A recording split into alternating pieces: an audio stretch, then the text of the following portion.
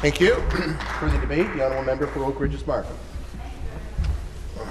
Delighted to speak yet again, some 2 years later, on this act introduced by the member for Mississauga-Brampton South, my seatmate. And of course, this act is to proclaim the month of November Diabetes Awareness Month. I'm going to concentrate my remarks on type 1 diabetes, particularly type 1 diabetes diagnosed in very young children.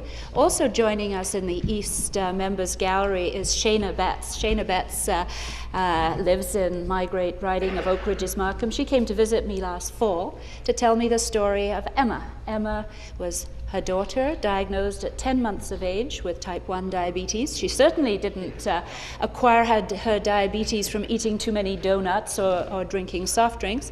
We all know that type 1 diabetes is not actually preventable, but it can be well managed. And the crucial thing when your pancreas no longer produces any insulin, as is the case in type 1 diabetes, is that you manage the disease to the very best extent that you can, and therefore to prevent some of the dreadful complications that have already been outlined today.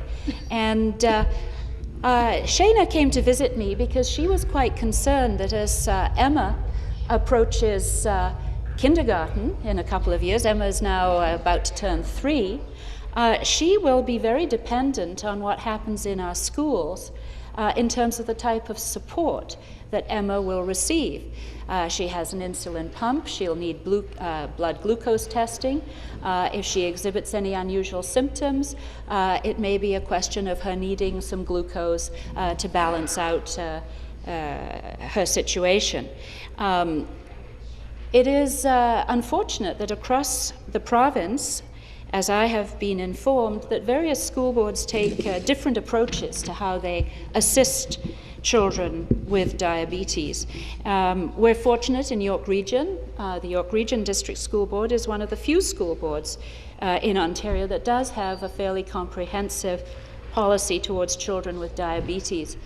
But many places in the province, the type of assistance that children need is simply not available. A parent needs to negotiate. And that's why this bill is so important. We need to increase everyone's awareness about this disease and what they can do to help.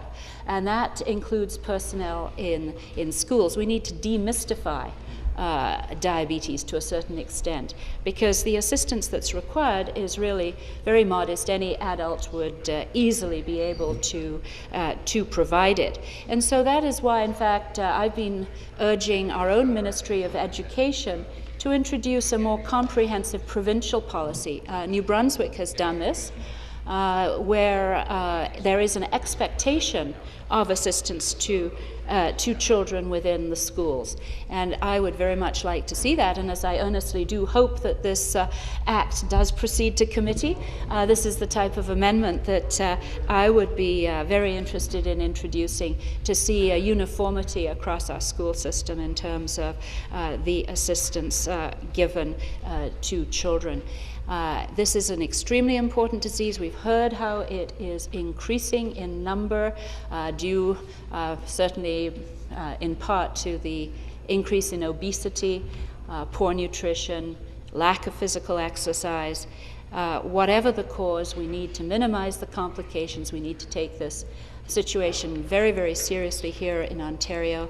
And I also would like to commend all our visitors for all their activities and work that they've been doing, as well as the Canadian Diabetes Association. Thank you, Mr. Speaker.